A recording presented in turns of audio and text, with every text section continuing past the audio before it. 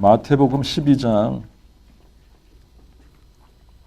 6절과 8절 두 절을 읽겠습니다. 마태복음 12장 6절 그리고 8절입니다. 내가 너희에게 이르노니 성전보다 더 큰 이가 여기 있느니라. 인자가 또한 안식일의 주인임이니라. 두 절을 읽었습니다. 그리고 우리 히브리서 4장을 가서 읽겠습니다. 히브리서 4장 4절부터 8절까지 제가 읽겠습니다. 히브리서 4장 4절부터 8절입니다.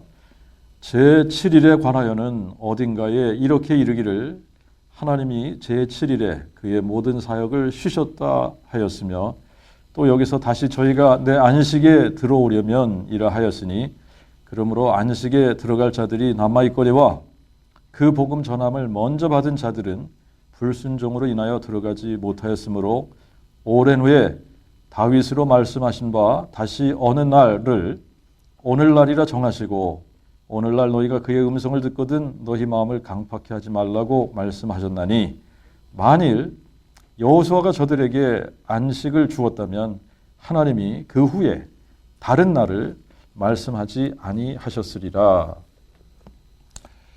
네, 오늘은 제가 오랫동안 고민을 하다가 참 이런 설교를 할까 말까 고민을 하다가 조금 어렵게 다들 느껴지는 부분이기는 한데 이제 오늘 이거를 좀 한번 풀어서 여러분들에게 이제 이 부분을 설교를 해야겠다라고 생각을 했는데 이제 그게 뭐냐면 십계명과 그 복음에 관한 이야기입니다. 십계명 중에서도 네 번째 계명이 안식일을 지키라는 건데 그래서 안식일과 그 복음 혹은 십계명과 그 복음 여러분 우리가 이제 요즘 거의 들어보지 않는 것이 뭐냐면 십계명에 대한 이야기를 거의 들어보지가 않습니다. 십계명 십계명을 지켜야 되는가 질문을 하면 십계명 그 율법인데 십계명 지켜야 되나 말아야 되나 그리고 십계명이 지금 10가지 계명을 하나님께서 우리에게 주신 건데 그거를 나열할 수 있는 사람을 많이 못 본 것 같아요. 십계명이 뭔지 잘 모르는 사람들이 거의 대부분입니다. 그런데 요한복음 5장 39절에 보면 너희가 성경에서 영생을 얻는 줄 생각하고 성경을 상고하거니와 이 성경이 곧 내게 대하여 증거하는 것이니라. 그리고 또 46절에 가서는 너희가 모세를 믿었다면 또 나를 믿었으리니 이는 그가 내게 대하여 기록하였음이니라 그러거든요. 그러니까 예수님이 여기서 너희가 성경에서 영생을 얻는 줄 생각하고 성경을 상고하거니와 이 성경이 곧 내게 대하여 증거하는 것이라고 말씀하셨을 때 이 성경은 구약 성경을 의미하는 거예요, 지금요. 그러니까 예수님께서 이렇게 레퍼런스를 삼으시고 성경이라고 말씀하신 것이 구약 성경이다. 그리고 특히 너희가 모세를 믿었다면 나를 믿었으리니 이는 그가 모세가 내게 대하여 기록하였음이니라. 모세오경이 예수님에 대해서 기록했다는 거 아닙니까? 그죠? 모세오경. 우리가 모세오경을 읽으면서 아 이게 예수님에 대한 기록이구나. 이게 예수 그리스도에 관한 기록이구나. 라고 깨닫고 또 알고 그렇게 믿어야지 되는데 모세오경을 읽으면서 아 이게 예수님에 대한 이야기구나 라고 여러분들이 이렇게 느껴지고 그걸 깨닫고 알고 하는 그런 부분들이 몇 개나 될까요? 누가복음 24장 27절에는 이에 모세로부터 시작하여 및 모든 선지자의 글에서와 모든 성경에 쓴 바 자기에 관한 것들을 그들에게 자세히 설명하시니라. 그리고 누가복음 24장 44절에는 예수께서 다시 그들에게 이르시되 내가 너희와 아직 함께 있을 때에 너희에게 말한 바 곧 모세의 율법과 선지자의 글과 시편에 나를 가리켜 기록된 모든 것이 이루어져야 하리라 하는 말이 이것이니라. 모세의 글, 모세오경을 얘기하는 겁니다. 모세오경을 얘기하는 거예요. 모세 율법, 그러면 모세 율법의 대명사로 불리우는 것이 십계명 아닙니까? 율법의 대명사가 뭐예요? 십계명이란 말입니다. 십계명. 지난주에는 우리가 성전과 그 복음, 성전, 구약, 지금은 여러분 그 예루살렘에 성전이 없습니다만 이제 구약의 성막부터 시작을 해서 성전이 있었습니다. 그렇죠? 그래서 이 성막, 성전이 뭘 의미하는지, 그래서 성전과 그 복음에 관한 부분을 우리가 지난주에 살펴봤습니다. 제사제도, 성막, 성전 이런 것들이 다 예수 그리스도 하나님이 사람 돼서 이 땅에 오셔서 그분이 행하실 일들에 대한 모형이었었다. 그림자였었다. 그런데 성전이 뭘 가리키고 있었느냐? 성전이 포인팅하고 있었던 게 뭐냐? 성전 자체가 모형화하고 예시하고 있었던 것이 뭐냐? 성전은 하나님이 사람 되실 것에 대해서 모형으로 보여주고 있었던 거다. 이거를 시각적으로 하나님이 때가 되면 사람이 돼서 우리 가운데 오실 거야. 하나님이 사람이 돼서 너희 가운데 장막을 치실 거야. 이것을 모형적으로 시각적으로 예언한 것이다. 예시한 것이다. 그렇게 이야기를 했습니다. 그리고 성전 안에 있는 모든 기물들은 하나님이 사람 되셔서 이 땅에 오셔서 그분이 행하실 모든 일들에 대한 시각적인 그 모형이었었고 그림자였었고 이제 예시였었다라고 하는 거였습니다. 자, 그래서 이 성전은 모형이었었고 하나님이 사람 되실 것에 대한 모형이었었고 그 실체가 누구냐? 예수 그리스도였다라고 하는 거였습니다. 그래서 이제 지난주에 우리가 이제 살펴보면서 성전을 예수님께서 어떻게 하라 그랬죠? 허물으라 그랬잖아요. 이 성전을 헐라. 이 성전을 헐어라. 성전이 헐려야지 되는 거죠. 성전을 헐라. 그러면 예수님이 어떻게 하신다 그랬죠? 내가 이 성전을 사흘 만에 다시 일으키리라. 그래서 이 성전은 허물어져야지 되는 거고 허물어진 성전을 예수님께서 다시 일으키셔야 되는데 그것이 뭘 시각적으로 지금 예표하고 있었느냐? 예수님이 하나님이 사람 돼서 이 땅에 오셔서 그분이 우리를 위해 어떻게 하시는 거죠? 죽으셔야 되죠. 고난받고 죽으셔야 되는 거예요. 죽으시고 죽은 지 사흘 만에 그분이 다시 일어나셔야 된다라고 하는 겁니다. 이것이 성전이라는 이 거대한 건물 그리고 이 성전을 중심으로 이스라엘 백성들이 성전 중심의 삶을 살아야지 됐던 이유였었다. 그래서 이것을 구약의 성도들은 뭘 미리 봤다 그랬느냐면 그리스도의 부활을 미리 보는 거로 그랬거든요. 그래서 다윗도 지금 사도행전 2장 31절에 보면 다윗이 뭘 미리 봤다 그랬죠? 그리스도의 부활하심을 미리 보는 거로. 이것을 미리 보고 그리스도의 부활에 관하여 예언했다. 라고 하는 거 아닙니까? 그러니까 구약의 성도들은 지금 하나님이 사람 돼서 이 땅에 오셔서 어떻게 하실 것을 미리 봤다는 얘기죠. 그분이 허물어졌다가 다시 세워져야 되는 부분을 미리 보고 믿었다는 얘기예요. 자, 그런데 이제 이 성전을 여러분들이 한번 잘 지금 생각을 해보시면 이 성전 자체가 하나님이 사람 돼서 이 땅에 오실 것에 대한 예표였었다. 그런데 이 성전은 이제 이 성전 안으로 이렇게 들어가면 제일 먼저 만나는 것이 이 번제단입니다. 번제단, 이 뜰을 지나서 이방인의 뜰과 여인들의 뜰과 이스라엘의 뜰과 이제 이 성전은 이 뜰을 이런 식으로 이렇게 만들어서 이방인들이 들어올 수 있는 공간, 또 여인들이 들어올 수 있는 공간, 그 다음에 이제 이스라엘 남자들이 들어가는 그런 뜰, 이런 식으로 이렇게 나눴습니다만, 이제 이 성막을 보면 딱 들어가면 제일 먼저 보이는 게 번제단이고, 그 다음에 물두멍이고 그 다음에 성소가 있습니다. 그런데 이 성소는 휘장으로 이렇게 나뉘어져 있습니다. 성소라고 하는 공간과 또 그 휘장 안으로 들어가면 지성소가 있는 거예요. 그러니까 이 성전에 가장 거룩한 곳은 어디냐? 성전의 가장 거룩한 곳, 가장 중요한 곳이죠. 가장 거룩하고 중요한 곳은 어디냐? 지성소입니다. 지성소. 그래서 이 지성소는 아무나 들어가지 못해요. 대제사장만 1년에 딱 한 번 대속제일에 여기를 들어갈 수 있는 겁니다. 자, 그런데 이 지성소 안에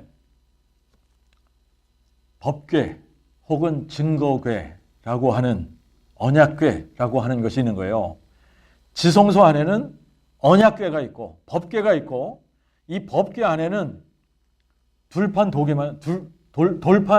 두 개만 법궤 안에 있어요. 이 법궤 안에는 돌판 2개. 지성소 안에 법궤가 있고 그 법궤 안에 뭐가 있다고요? 돌판 2개. 그 돌판 2개에 뭐가 쓰여진 거죠? 십계명이 쓰여진 거예요. 그러니까 돌판 2개만 법궤 안에 있는 겁니다. 근데 그거를 뭘로 덮고 있느냐? 시은좌로 덮고 있다. 자, 이 정도 되면 야, 그 십계명이 굉장히 중요한 거 아니야? 라고 인식을 해야지 되는 겁니다. 아니, 여러분들 십계명을 잘 생각해 보시면 십계명을 하나님께서 친히 쓰신 겁니다.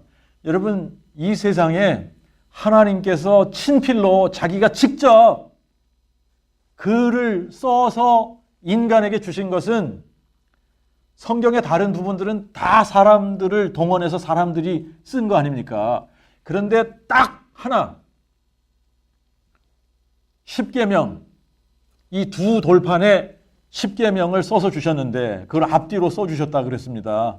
근데 이 두 돌판에 십계명을 기록한 것만 누가 직접 쓰셨다고요? 하나님이 직접 쓰셨다는 거예요. 이거를 하나님이 직접 쓰셨다. 그래서 이거를 모세에게 주신 겁니다. 그리고 이거를 법궤 안에, 증거궤 안에, 언약궤 안에 잘 보관하라는 겁니다. 여러분, 하나님이 친히 돌판에다가 이렇게 쓰신 것, 이게 십계명이에요. 하나님께서 친히 쓰신 것은 이거밖에 없습니다. 그리고 이것을 법궤 안에 보관하라는 거예요. 그리고 그걸 시은자로 덮은 겁니다. 이 법궤는 뭐의 상징이라고 그랬죠? 하나님의 보좌의 상징, 하나님의 임재의 상징. 자, 그러면 이 십계명이라고 하는 것이 너무나 중요한 건데, 이게 너무나 중요한 건데, 어떤 사람들은 이 십계명, 이제 이 법궤 안에 이 만나를 넣은 항아리하고 아론의 쌍난 지팡이도 같이 있는 거 아닌가요? 그런데 여러분, 우리가 이제 이 성경 번역이 조금 잘못된 부분이 있습니다만, 사실은 우리가 출애굽기 16장 33절 34절에 가서 보면 모세가 아론에게 이르되 한 항아리를 가져다가 그 속에 만나 한 오매를 가득 담아 여호와 앞에 두어 너희 대대로 보관하라. 아론이 여호와께서 모세에게 명하신 대로 그것을 증거궤, 이게 번역이 잘못된 거예요. 안에라고 번역을 했는데 영어 성경을 보면 before입니다. before. in이 아니라 before예요. before. 어디에다 두는 거예요? 증거궤 앞에, 언약궤 앞에다가 두라는 겁니다. 언약궤 앞에 두어 보관하게 하였고, 그리고 민수기 17장 4절, 10절을 보면 여호와께서 모세에게 이르시되 아론의 지팡이는 증거궤 앞으로 도로 가져다가 거기에 간직하라 라고 하셨단 말입니다. 그리고 열왕기상 8장 9절과 역대하 5장 10절에 보면 법궤 안에는 두 돌판 외에 아무것도 없었으니, 법궤 안에는 두 돌판 외에 아무것도 없다 그랬습니다. 이것은 이스라엘 자손의 이스라엘 자손이 애굽 땅에서 나온 후 여호와께서 저희와 언약을 세우실 때에 모세가 호렙에서 그 안에 넣은 것이더라. 그러니까 법궤 안에는 뭐밖에 없다고요? 두 돌판밖에 없는 거예요. 10계명밖에 없는 겁니다. 그런데 이 10계명을 넣은 법궤는 어디 안에 있다고요? 지성소 안에 있다고요. 지성소 안에. 예, 자, 그러면 우리가 이제 질문을 해봐야 됩니다. 여러분들이 좋은 이런 질문들을 하셔야만 성경을 바르게 이제 깨달을 수 있는 거죠. 무슨 질문입니까? 여러분은 10계명에 대해서, 나는 10계명에 대해서 어떻게 생각하고 있는가라고 하는 거예요. 자, 지금까지 10계명에 대해서 별로 잘 생각 안 하셨을 수 있습니다. 그런데 이제 10계명에 대해서 생각을 해야 되는 겁니다. 아니, 10계명이 이렇게 중요한데 요즘 교회에서는 10계명에 대해서 언급을 안 하지 않았습니까? 그런데 10계명 안에 이 10계명을 하나님께서 주셨을 때는 이 10계명도 누구에 대한 기록이 있어야 되는 겁니까? 예수 그리스도. 그러면 그 복음이 10계명 안에 있어야 되는 거예요. 자, 10계명에 대해서 어떻게 생각하는가? 우리가 마땅히 지켜야 하는 율법인가? 아니면 우리와 상관없는 율법인가? 아니면 율법 그 이상의 것인가? 자, 이제 여러분들이 여기에 대해서 답을 하셔야 되는 겁니다. 자, 그 다음에 이제 두 번째는 여러분들이 뭘 질문하셔야 되냐면, 나더러 10계명이 뭐냐고 10계명을 나열해 보라 그러면 내가 10계명을 쭉 첫 계명부터 10계명까지 나열할 수 있나? 이렇게 중요한 건데 10계명을 내가 모르고 있는 거 아닌가? 여러분들은 10계명을 1계명부터 10계명까지 쭉 나열해 보십시오. 그러면 하실 수 있습니까? 교회 예배당 출석하는 사람들 중에 10계명 나열해서 쫙 얘기할 수 있는 사람이 몇 명이나 될까요? 자, 제1계명이 뭡니까? 나 외에 다른 신을 두지 말랍니다. 이거 지켜야 돼요? 말아야 돼요? 나 외에 다른 신을 두지 말라. 두 번째 계명이 뭡니까? 두 번째 계명은 위로 하늘에나 아래 땅이나 땅 밑에 바다 속에 물 속에 그 어떤 형상도 만들지 말고 거기다 절하지 말라는 거예요. 자, 세 번째 계명은 뭡니까?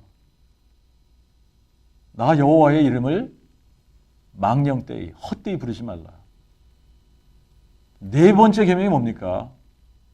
네 번째 계명은 안식일을 기억하여 거룩하게 지켜라 라고 하는 겁니다.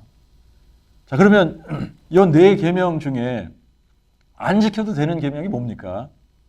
안 지켜도 되는 거 있어요? 안 지켜도 되는 거 있습니까? 그러면 이제 질문을 또 조금 새롭게 해야 되는데, 안식일을 지키고 있는 건가요, 우리가? 자, 이런 부분들이 정리가 되어야 되는 겁니다.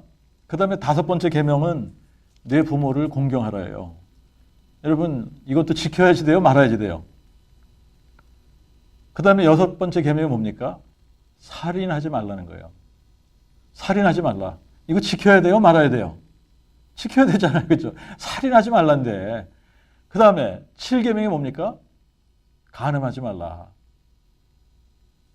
간음하지 말라. 그 다음에 8계명이 뭡니까? 도적질하지 말라. 여러분, 이거 지켜야 돼요, 말아야 돼요? 아홉 번째 계명은 뭐예요? 이웃에 대하여 거짓 증거하지 말아라. 열 번째 계명이 뭡니까? 내 이웃의 소유 중에 그 어떤 것이라도 탐내지 말라라고 하는 겁니다. 자, 그러면 이 10가지 계명 중에 지키지 않아도 되는 계명이 하나라도 있나라고 하는 겁니다. 10가지 계명 중에 우리가 지금 이거는 안 지켜도 되는 거 아닌가? 라고 생각할 수 있는 것이 뭐가 있습니까? 사람들은 뭘 꼽느냐 하면 네 번째 계명을 꼽아요. 안식일을 안 지켜도 된다고 생각하는 겁니다. 그러면 여러분들이 질문하셔야 돼요. 왜 다른 계명은 다 지켜야지 된다고 생각하는데 안식일은 안 지켜도 된다고 생각하는가?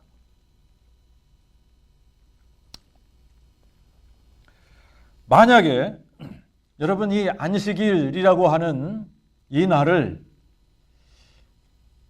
우리가 안 지켜도 된다면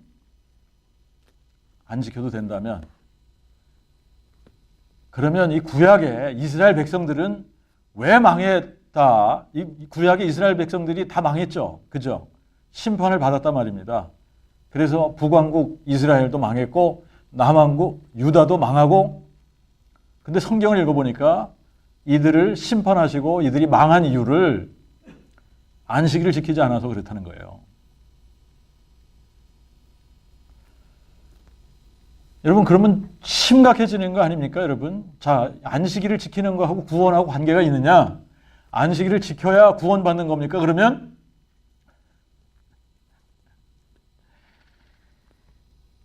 그거 복음하고 다른 거 아닙니까? 라고 생각할 거 아니에요. 그죠? 그리고 이제 또 여러분들이 질문하셔야 되는데, 아니, 안식일은 토요일이 안식일 아닌가? 그러면 우리가 지금 토요일을 안 지키는데, 토요일을 안식일로 지키는 사람들은 유대인들하고 안식교 사람들인데, 그럼 그 사람들만 구원받을 가능성이 있는 건가? 우리는 뭐죠? 우리는 안식일을 범하는 사람들 아니에요, 지금 그러면. 그러면 여러분들이 질문하셔야 되는 게, 안식일의 개념이 뭐냐? 안식일이라고 하나님께서 정하신 것을 다른 날로 옮길 수 있나? 만약에 다른 날로 옮겨지지 않았다면 우리한테는 큰 문제가 되는 겁니다. 안식일이 옮겨지지 않았는데 그럼 우리는 안식일 안 지키는 사람들이거든요.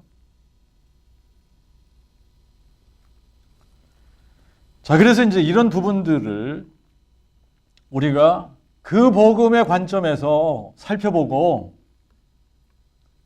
정말 안식일을 지켜야 되는 건가? 십계명을 지켜야 되는 건가? 안식일을 안 지키면 십계명을 안 지키는 거 아닙니까? 그죠? 그러니까 이 안식일의 문제는 뭐하고 관계된 거예요? 십계명하고 관계된 거 아닙니까? 자, 그런데 우리는 율법을 지켜서 구원받는 게 아니지 않습니까? 맞죠? 율법을 지켜서 구원받을 수 있는 사람이 아무도 없다고 그랬잖아요. 그죠? 율법을 지켜서 의롭다함을 받을 사람이 아무도 없다고 그랬는데 이 부분이 해결이 돼야지 되는 부분이에요.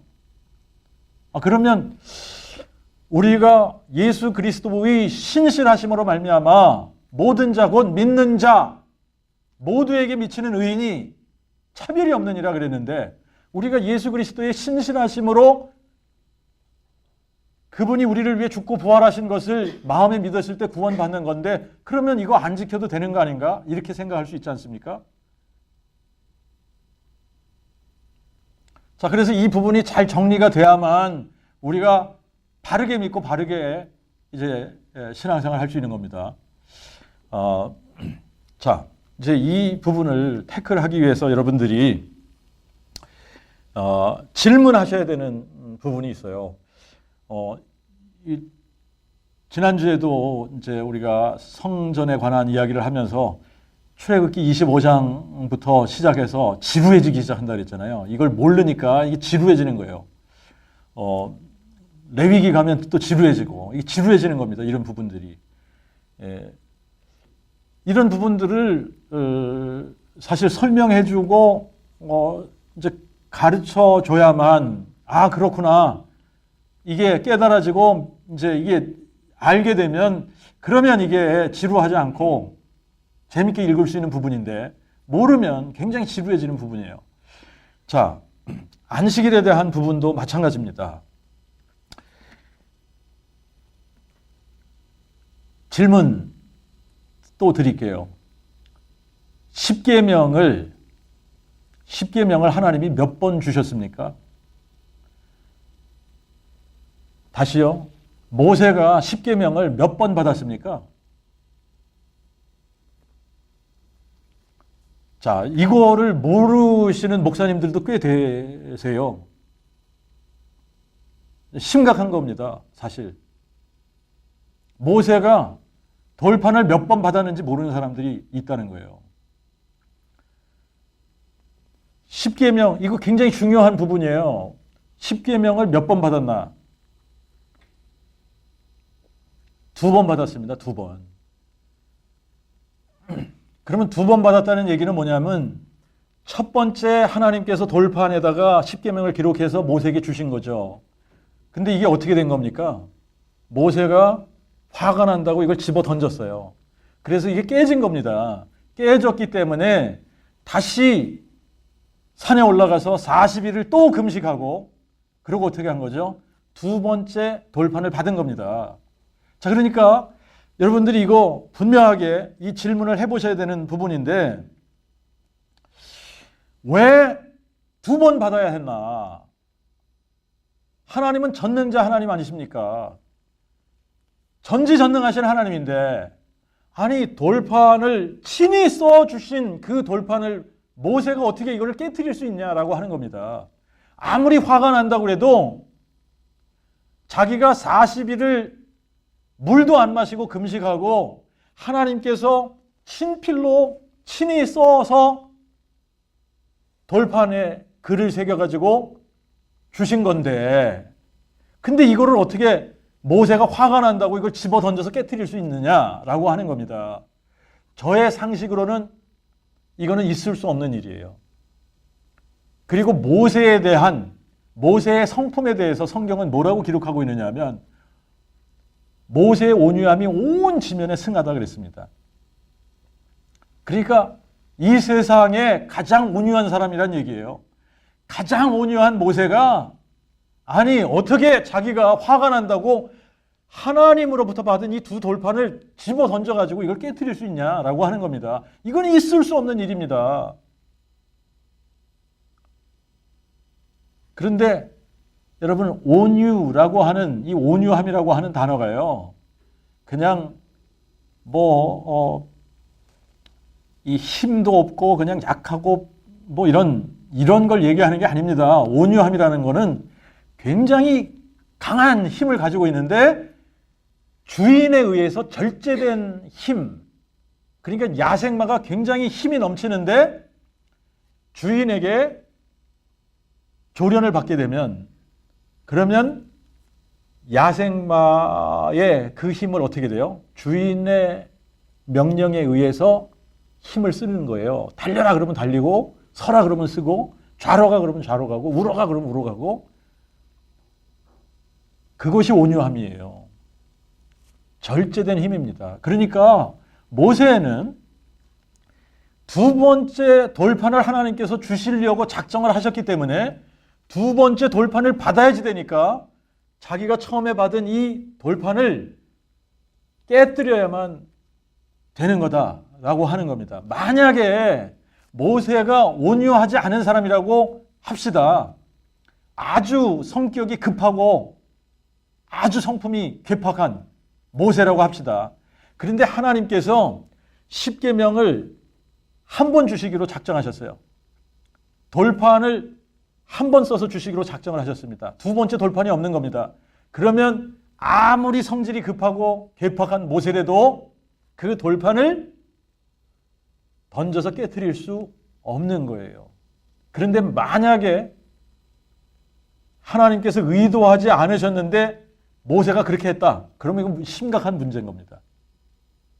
그럼 돌판을 모세가 던져서 깨트린 이유는 하나밖에 없는 거예요. 2번째 돌판을 하나님께서 주시려고 작정하셨기 때문이다라고 하는 겁니다. 그러니까 뭐가 깨져야 되는 거죠? 첫 번째 돌판이 깨져야지 되는 거예요. 자,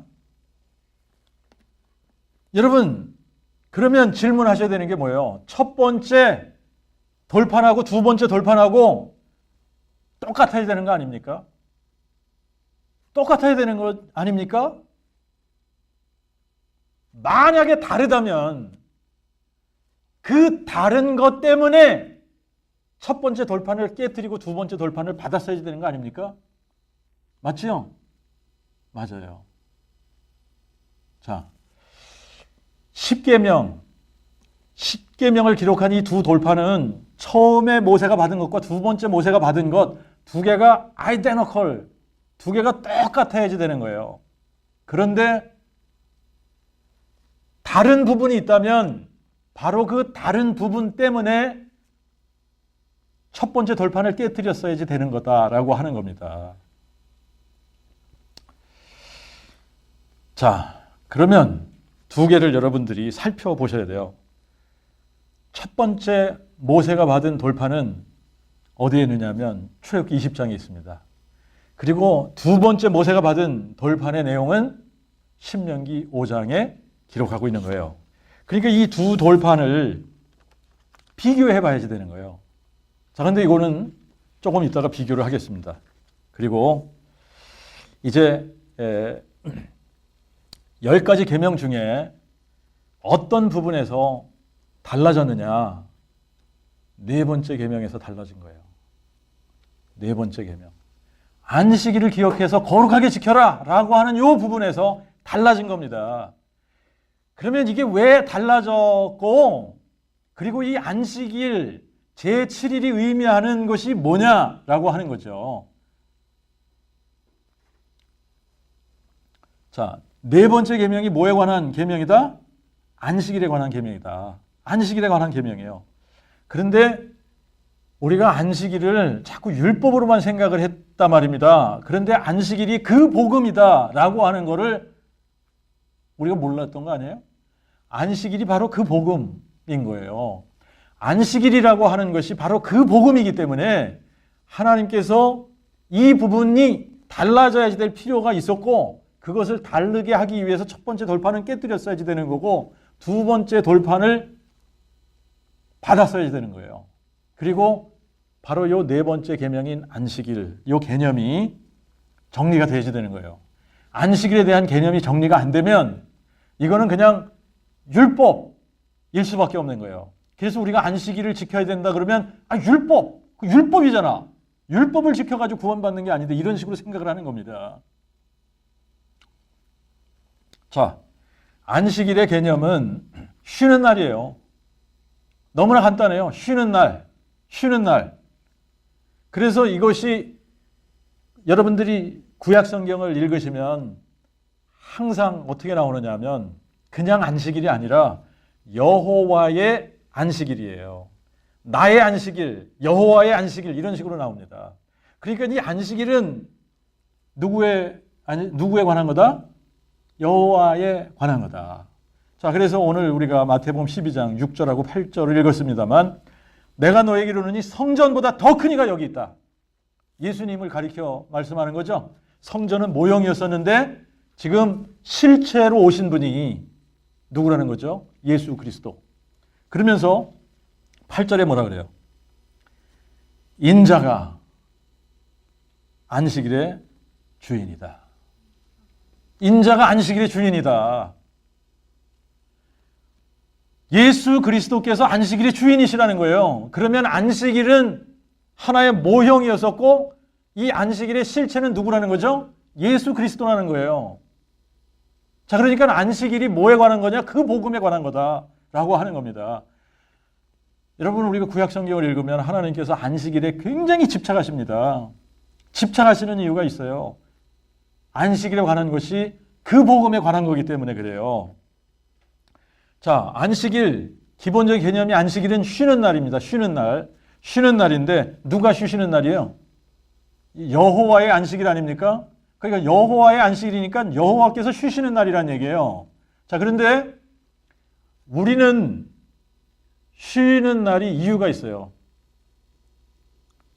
피곤하면 쉬고, 힘들면 쉬고, 아프면 쉬고, 그러는 거예요. 그런데 하나님 편에서는 하나님은 피곤치 않으시다 그랬거든요. 피곤치 않으시는 분이에요. 이분은 피곤치 않으십니다. 이분은 힘들지 않으십니다. 이분은 아프시지 않습니다. 그러니까 이분이 쉬실 이유는 하나도 없는 거예요. 그런데 쉬신다라고 하는 이 말은 무슨 얘기냐면 하나님께서 행하시기로 작정하신 일이 있는데 그 일을 마치셨다 이 말이에요. 하나님께서 어떤 일을 행하시기로 작정을 하셨습니다. 근데 그 일을 마쳤어요. 그 마친 날이 무슨 날이라고요? 안식일이라는 거예요. 그래서 안식일이라는 개념은 내가 이것을 다 이루었다. 그러니까 더 이상 여기에는 손댈 일이 없어. 더 이상 할 일이 없어. 다 끝났어. 라는 의미라는 거예요. 안식일의 개념입니다. 그게. 안식일은 하나님이 다 이루셨다. 그래서 하나님이 다 이루셨기 때문에 그 누구도 손댈 일이 없는 거예요. 이해가 되십니까? 어그리가 되시나요? 바로 그 얘기를 하고 있는 거예요. 자, 그래서 창세기 2장 2절부터 3절에 하나님이 그 지으시던 일을 일곱째 날에 마치시니 그 지으시던 모든 일에서 일곱째 날에 안식하시니라. 하나님이 일곱째 날을 복주시사 거룩히 하셨으니 이는 하나님이 창조하시며 만드시던 모든 일을 마치시고 이 날에 쉬셨음이니라. 자, 요 개념입니다. 이 개념을 이해를 하셔야 돼요. 안식일 제7일 제7일이라는 개념은 이거는 어떤 의미에서는 문자적으로 제7일을 얘기하는 게 아니라 상징적인 의미가 들어가 있는 겁니다. 이게 무슨 얘기냐면 하나님께서 천지창조를 6일 동안 하시고 제7일에 쉬셨다. 그런데 하나님께서 또 다른 일을 하시게 되면 일곱째 날 일을 하시는 거지 않습니까? 일곱째 날 일하시고 또 여덟째 날도 일하시고 아홉째 날도 일하시고 열째 날도 일하시고 이렇게 되는 거예요. 그런데 안식일에 관해서 하나님께서 6일 동안 모든 것을 마치시고 제7일에 쉬셨다. 이게 제7일의 개념입니다. 그러면 이 제7일에 관한 이 부분이 또 다른 제7일이라고 하는 개념이 있을 수 있냐? 있을 수 있다는 얘기입니다. 다시 말하면 자, 천지창조에 관한 이 부분에서 하나님께서 이것을 다 마치시고 쉬신 날이 제7일이에요. 그러면 구원 사역은 어떻습니까? 자, 창조를 다 하시고 마치셨어요. 더 이상 손댈 것이 없어요. 하나님이 쉬셔야 되는데 인간이 범죄했어요. 그래서 이 범죄, 인류의 범죄, 이 죄의 문제를 해결하시기 위해서 하나님은 또 일하시기 시작한 겁니다. 그래서 하나님께서 일을 하기 시작하셔서 이 인류의 속죄, 인류를 구원하시기 위한 구속사역, 구원사역이 시작이 된 겁니다. 그러면 이게 7일날, 8일날, 9일날 계속 일을 하시는 건데 하나님은 그렇게 표현하지 않으시고 이 구속사역이 완성된 날 이거를 제7일이다 라고 말씀하시는 겁니다. 그러니까 제7일은 하나님께서 계획하신 일을 다 마치시고 쉬시는 날이 제7일인 거예요. 그것이 창조사역이 됐던 그것이 또 구속사역이 됐던 그 구속사역을 마치신 날이 뭐가 되는 거냐? 제7일이 되는 겁니다. 이해가 되시죠? 안 돼도 할 수 없는데 중요한 컨셉이에요. 이 개념을 이해하셔야 돼요. 그러니까 안식일을 토요일로 이렇게 딱 지정을 해놓고 토요일이 내 안식일이야. 그러니까 이 토요일을 안식일로 너희들이 지켜야 돼. 그러면 이거는 빼도 박도 못하는 거예요. 무조건 토요일에 안식일을 지켜야 되는 겁니다. 그런데 하나님 편에서는 토요일이 안식일이 아닌 거예요. 제7일이 안식할 날인 겁니다. 그 제7일이 무슨 의미냐? 하나님께서 의도하신 그 사역을 다 마치신 날이라는 거예요. 그러니까 이 제7일은 하나님께서 토요일로 정하실 수도 있고 월요일로 정하실 수도 있고 일요일로 정하실 수도 있고 하나님 마음인 거예요. 맞지요? 그러면 지금 우리가 이제 이해를 해야지 되는 부분이 뭐냐 하면 천지창조에 대한 이 부분도 하나님께서 다 하신 거예요. 그래서 여기에 대해서 손댈 게 하나도 없습니다. 우리가 손을 댈 일이 없다. 하나님이 다 이루신 거다. 구원사역도 마찬가지라는 거예요. 구원사역도 하나님께서 친히 다 이루신 일이기 때문에 아무도 여기에 손을 댈 일이 없는 거예요. 하나님께서 다 하신 일이기 때문에, 하나님께서 다 마치신 일이기 때문에. 그래서 안식일의 가장 기본적인 지침은 뭐냐? 일하지 말라라고 하는 겁니다. 일하지 말라. 일하지 말라라고 하는 부분이 무슨 의미인지 알아야 되는 거예요. 일을 안 하는 것이 우리가 그분의 안식에 동참하는 겁니다. 그게 무슨 얘기예요? 그분의 안식에 동참한다는 게 그분의 구원에 들어간다는 얘기예요. 일하지 않는 것이 뭐를 선포하는 거냐면 그 복음을 선포하는 거라는 거예요. 이거를 하나님께서 그냥 우리가 말로 그 복음을 선포하는 것 외에 우리의 삶으로, 일상생활 중에 삶으로 그 복음을 선포하도록 시스테메릭하게 하나님께서 만드신 부분입니다, 이게. 자, 그러면 여기서 우리가 두 번째 질문해 봐야 되는 것이 뭐냐면, 두 번째 우리가 정리를 해야지 되는 게, 그러면 안식일이 토요일인가 주일인가?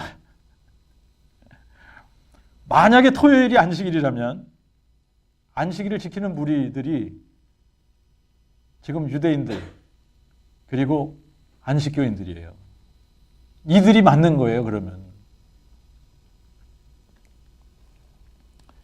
자, 그래서 여러분 정리를 해야지 됐던 개념이 뭐냐면 이 제7일이라는 개념을 정리를 하셔야 돼요.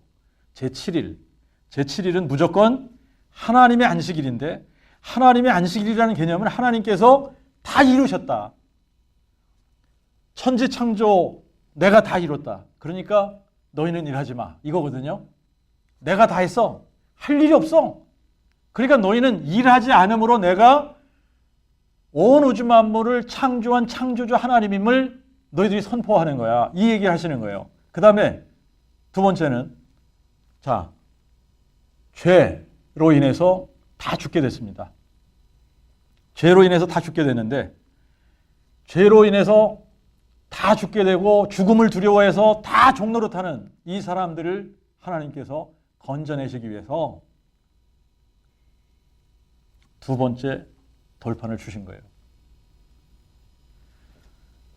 자, 그래서 이 네 번째 계명을 여러분들이 한번 이제 비교해 보시면 이렇게 되었습니다. 출애굽기 20장 8절부터 11절이고 신명기는 5장 12절부터 15절인데 제가 이 두 부분을 읽으면서 비교할게요. 출애굽기 20장 8절에는 안식일을 기억하여 거룩히 지켜라. 신명기 5장 12절에는 여호와 너의 하나님이 내게 명하신 대로 안식일을 지켜 거룩하게 하라. 달라진 게 없습니다. 그냥 안식일을 기억해서 거룩하게 지키라는 거예요. 자, 출애굽기 20장 9절입니다. 엿새 동안은 내가 노동하고 모든 일을 할 것이나 일곱째 날은 너의 하나님 여호와의 안식일인즉. 누구의 안식일이라 그랬죠? 너의 하나님 여호와의 안식일. 우리의 안식일이 아니에요. 안식일은 우리의 안식일이 아닙니다. 헷갈리시면 안 돼요. 안식일은 우리의 안식일이 아니라 여호와 하나님의 안식일이라는 거예요. 여호와 하나님의 안식일인즉 너는 아무 일도 하지 말지니 너나 네 아들이나 네 딸들이나 네 남종이나 네 여종이나 네 육축이나 내 문 안에 유하는 객이라도 일하지 말라. 자, 신명기 5장에는 일곱째 날은 내 하나님 여호와의 안식일인즉 너는 아무 일도 하지 말지니 너와 내 아들과 내 딸들과 내 남종과 내 여종과 내 소나 낙이나 모든 육축이나 내 문 안에 객이라도 아무 일도 하지 말고 내 남종이나 여종을 너같이 쉬게 하라. 자, 여기서도 달라진 게 없습니다. 동일해요. 자, 달라진 부분이 그 다음에 나오는 부분입니다. 자, 출애굽기 20장 11절에는 이는 엿새 동안에 여호와가 하늘과 땅과 바다와 그 가운데 모든 것을 만드시고 일곱째 날에 쉬셨습니다. 그러므로 여호와가 안식일을 복되게 하여 그 날을 거룩하게 하셨느니라. 자, 이유가 뭡니까? 천지창조죠. 하늘과 땅의 모든 것을 내가 만들었어. 너희들이 할 일이 없어. 내가 다 만들었어. 이 얘기를 하시는 거예요. 그렇죠? 그런데 이걸로 만족이 되셨으면 두 번째 돌판이 필요가 없는 겁니다. 신명기 5장에 가서 15절을 보니까 요 부분이 달라진 거예요. 요 부분이 달라졌는데 이렇게 달라진 겁니다. 너는 네가 애굽 땅에서 종이 되었던 것과 너의 하나님 여호와께서 강한 손과 펴신팔로 너를 거기서 인도하여 내셨음을 기억하라. 너의 하나님 여호와께서 너를 명하여 안식일을 지키라 하셨느니라. 뭘 기억하고 지키라는 거죠? 여기서는 너희들이 애굽에서 종살이 했었는데 애굽에서 종살이 하던 너희들을 내가 강한 손과 편팔로 거기서 너희를 인도하여 냈다. 이거를 기억하고 너희들이 안식일을 거룩하게 지켜라. 이유가 달라졌어요. 여러분, 이유가 달라졌는데 이것 때문에 첫 번째 돌판을 어떻게 했어야 된다고요? 이것 때문에 첫 번째 돌판은 깨졌어야 된다는 얘기예요.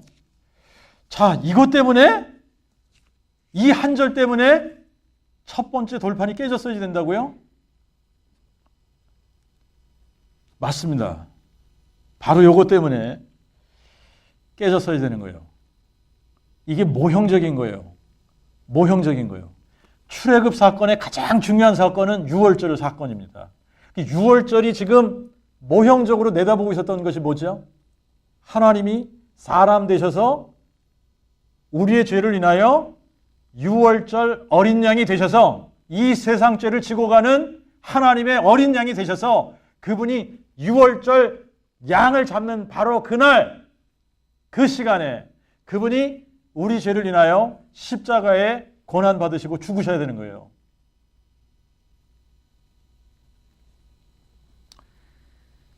자, 이게 유월절, 이게 바로 그 네 번째 계명이 우리에게 포인팅 하려고 하는 부분이다라고 하는 겁니다.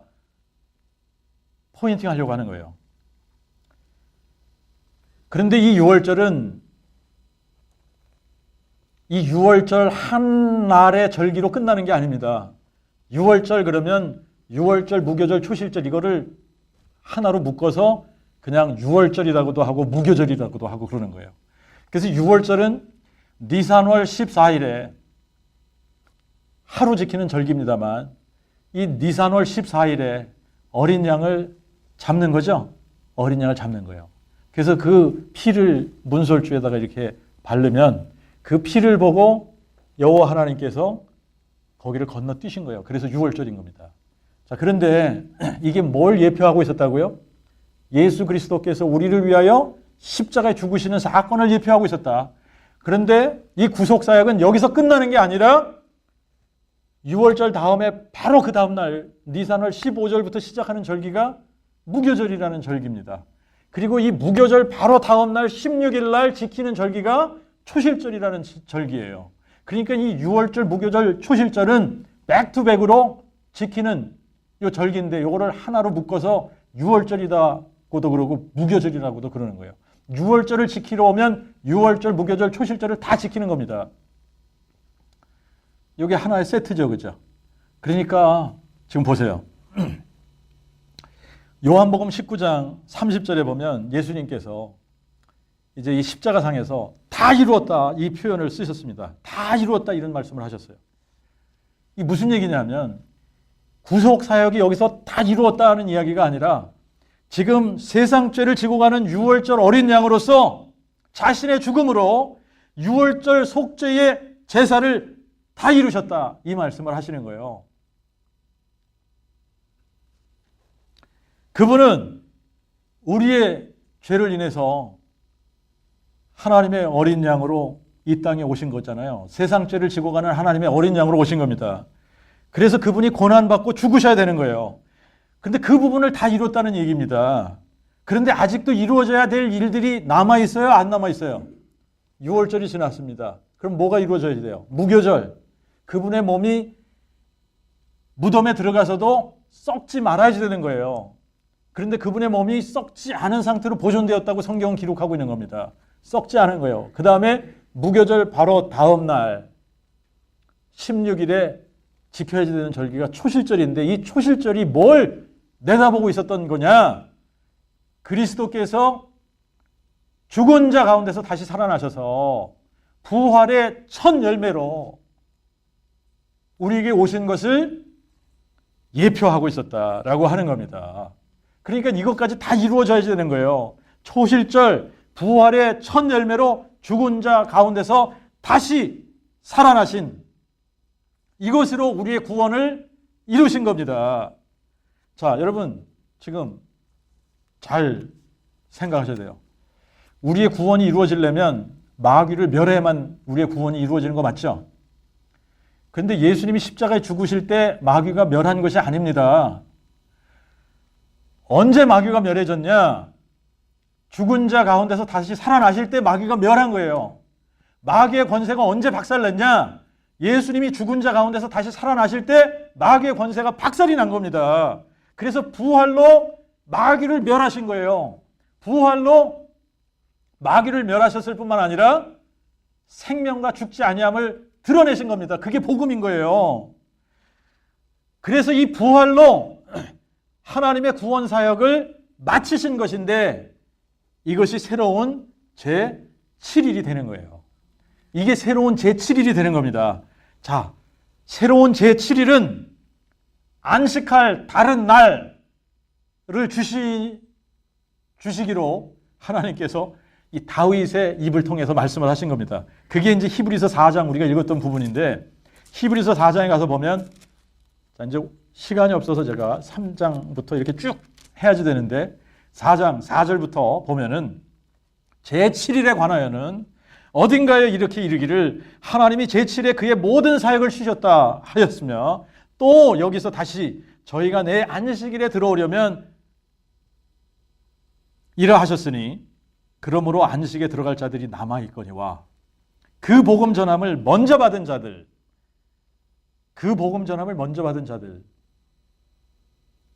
이 사람들은 불순종으로 인하여 들어가지 못하였으므로 오랜 후에 다윗으로 말씀하신 바 다시 어느 날을 오늘날이라고 정하시고 다시 어느 날을 오늘날이라고 정하신 것이 안식일을 다른 날로 정하셨다라고 얘기하시는 겁니다. 그래서 오늘날 너희가 그의 음성을 듣거든 너희 마음을 강팍하게 하지 말라고 말씀하셨으니 만일 여호수아가 저희에게 안식을 주었다면 하나님이 그 후에 다른 날을 말씀하지 아니하셨으리라. 이게 무슨 말입니까? 여호수아가 이스라엘 백성을 이끌고 가나안 땅을 정복한 것으로 구원이 완성이 됐다 그러면 안식할 다른 날을 말씀하지 아니하셨을 거다라고 하는 겁니다. 이것은 하나의 모형이었었고 그 실체는 예수 그리스도신데 예수 그리스도께서 이 구원을 완성하신 날이 언제냐? 그분이 죽은 자 가운데서 다시 살아나신 날, 부활하신 바로 그 날이 뭘 마치신 날이죠? 구원 사역을 마치신 날이 되는 거고 이 날이 제7일이 되는 거고 이 날이 안식할 날이 되는 거다. 이 얘기를 하고 있는 겁니다. 그래서 하나님이 사람이 되시고 그분이 고난받으시고 우리의 죄를 인하여 죽으시고 장사 지낸 바 되었다가 성경대로 사흘 만에 그분이 다시 살아나심으로 말미암아 우리의 구원 사역을 마치셨다. 더 이상 할 일이 없다는 얘기예요. 더 이상 할 일이 없다. 그것이 두 번째 돌판을 주시기 위한 그래서 그걸 두 번째 돌판을 주신 거고 그 이유가 바로 모세가 두 번째 돌판을 받은 이유다라고 하는 겁니다. 구원 사역이 마친 날. 자, 이게 새로운 제7일인데 그래서 이때까지 예수님께서 이 구원 사역을 마치시기까지는 이스라엘 백성들이 토요일을 안식일로 지켰었던 거예요. 그런데 이후로 예수님께서 죽은 자 가운데서 부활하신 후에 다른 날 다시 어느 날을 오늘날이라고 정하시고 그 다른 날을 안식일로 주신 것이 바로 제7일에 관한 거다. 부활하신 그날이 다윗으로 말씀하신 다른 날인 거예요. 다른 날. 오늘이라 정하신 다른 날. 그래서 우리가 여러분 주일을 안식일로 지키는 이유입니다. 그게. 자, 그러면 이제 질문이 있습니다. 안식일을 지키는 것은 율법을 지키는 그 이상의 것이에요. 안식일을 우리가 안 지킨다라고 하는 것은 뭐를 무시하는 거냐면 그 복음을 무시하는 거예요. 안식일을 안 지킨다라고 하는 것은 우리가 다시 말하면 하나님이 나의 구원 사역을 그분이 완성하셨다. 그래서 더 이상 할 일이 없다. 우리는 할 일이 아무것도 없어. 그냥 그분이 나를 위해서 죽고 부활하신 것을 마음에 믿기만 하는데 그거를 뭘로 선포하는 거죠? 일을 하지 않으므로. 언제? 그분이 우리의 구원 사역을 완성하신 바로 그날, 바로 그 제7일에 우리가 일하지 않으므로 뭘 선포하는 거예요? 그 복음을 선포하는 겁니다. 기도하겠습니다.